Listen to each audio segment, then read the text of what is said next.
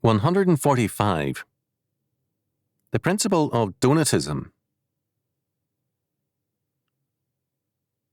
In the 3rd and 4th centuries, 3 groups or movements within the Church created major conflicts as a result of their stance. These were the Novatians, the Donatists, and the Milesians. The origin of the Novatians was in Rome, that of the Donatists and Milesians in North Africa.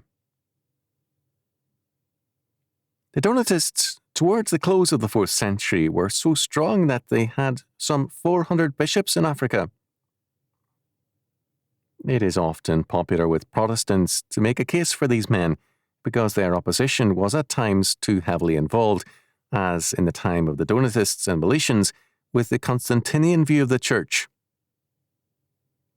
However, the fact that some of their opponents wanted peace at sometimes great cost, and sometimes tended to equate baptism per se with church membership, irrespective of conduct, should not blind us to the serious errors in these groups.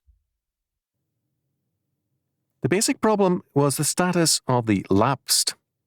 During times of persecution, when faced with prison or death, some church members and officers surrendered the scriptures on demand and sometimes offered sacrifices to the emperors and saved their lives. In some cases, the lapsed suffered imprisonment before compromising at some point or other. These 3 movements refused to restore the lapsed clergy and or laity to the Church. They grounded their position on Hebrews chapter 6, verses 4-6.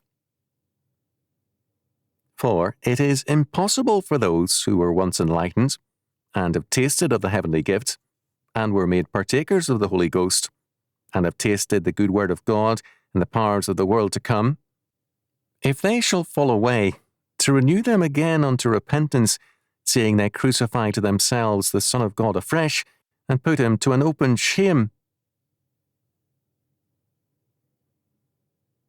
Before going further, it is necessary to state that our concern with these movements is not historical, but theological.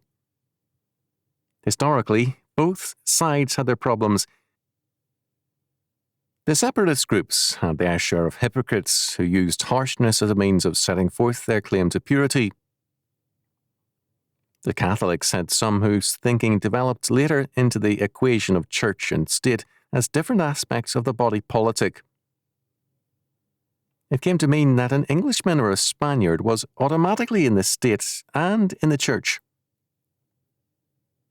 It would be unfair to blame Constantine for this. He wanted unity in the church, but the roots of the problem preceded him. The key was Hebrews chapter 6, verses 4-6. To what extent did it govern the problem of the lapsed? Churchmen held to several varying positions on this matter. First, it was held that the lapsed could not be received back in the church. Second, it was held that they could be received back on rebaptism, a position held by some Eastern and African churches. Third, it was held that the lapsed could be received back into the church on repentance, but could not be rebaptized. Fourth, the lapsed could be received back into the church on repentance and penance. Paul, in Hebrews chapter 6, verses 4-6, makes clear the impossibility of a second repentance. To repent in Scripture means to change directions. It has reference not to words, but to a way of life. The man who repents is a man whose life is changed from one way of living to another. This means that the Christian is a new creature or a new creation. 2 Corinthians chapter 5, verse 17. He is no longer guilty of lawlessness, anomia, but of hamartia, sin, offences which fall short of the standard. The unpardonable sin is the deliberate and willful rejection of the faith. It involves calling good evil and evil good. It is a sin which places man beyond repentance and forgiveness. 1 John chapter 5 verses 16 and 17, Mark chapter 3, verse 29. It means that no real change ever occurred, only hypocrisy. Thus, with this in mind, it is clear that what Paul has in mind could include some of the lapsed, but does not of necessity characterize them all. What Paul has in mind is seen more clearly in the next two verses, Hebrews chapter 6, verses 7 and 8. For the earth, which drinketh in the rain that cometh oft upon it, and bringeth forth herbs meet for them by whom it is dressed, receiveth blessing from God. But that which beareth thorns and briars is rejected, and is nigh unto cursing, whose end is to be burned. The imagery here is clearly taken from the parable of the sower and the seed, Matthew chapter 13, verses 1 to 43, and from Matthew chapter 7, verses 16 to 20, our Lord's declaration that men shall be known by their fruits. The act of lapsing thus had to be assessed in the context of a man's life, faith, and works. Was it simply an application of readmission, or was it actual repentance over sin? Was a lapse a weakness or falling short in an otherwise faithful man, or was it part of a pattern of practical apostasy? The Catholic party tended to equate mere opinion with faith. The separatists tended to equate the church and the faith with man's, quote, holiness, end quote, rather than Jesus Christ.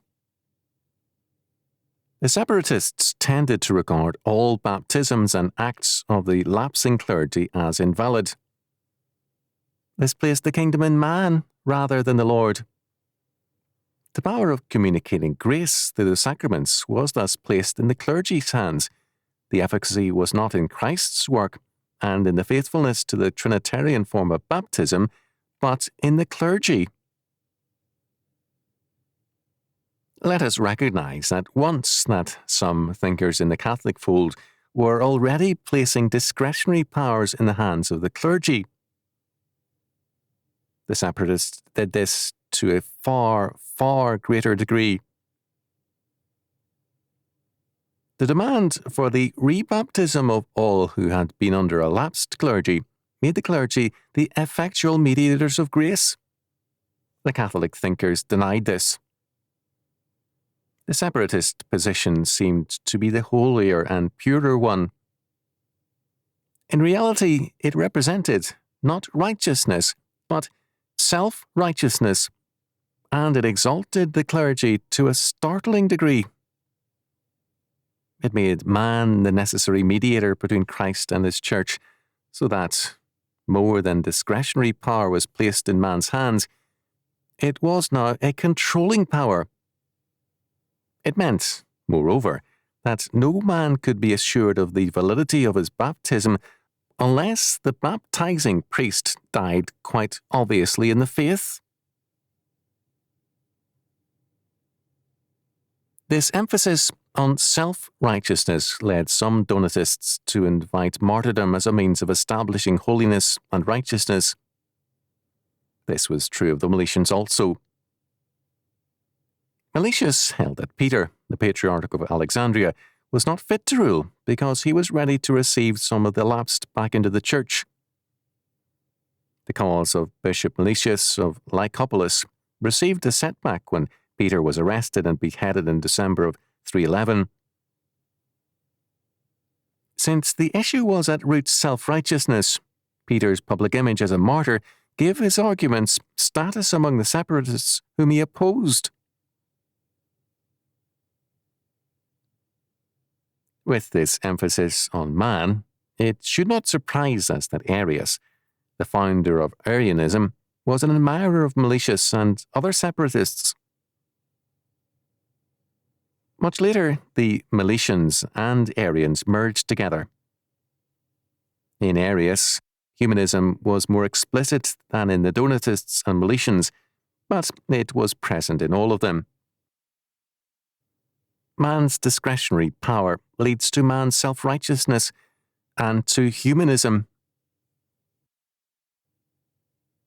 We can understand the separatist mentality of these early movements by examining in passing a like temper in the church today.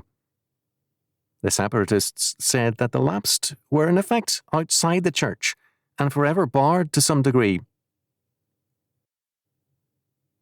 In the church today, many pastors bar the divorced unconditionally. It makes matters easier and keeps the church supposedly purer. They refuse to examine the guilt or innocence of either party. The separatists at least began with an actual sin. The modern pastor presumes that sin is always involved in divorce and that no innocent party exists. In both cases, a discretionary power is exercised which violates the meaning of Scripture. What does such an attitude lead to? It creates in the church a priority of church law and mores over the Word of God. But Donatism functions in the state as well. The more the state forsakes biblical law, the more weight it will give to itself and to its own rules and regulations. The more serious crimes become those which transgress some statist regulation. Small businessmen regularly find themselves guilty nowadays of violating some act of state which they never knew existed, for a practice no one would imagine was a civil wrong or a criminal act. Just as in the churches, most disciplinary measures have nothing to do with morals and doctrine, and everything to do with church-made rules, so too in the Donatist state, purity means compliance with statist rules, not God's law.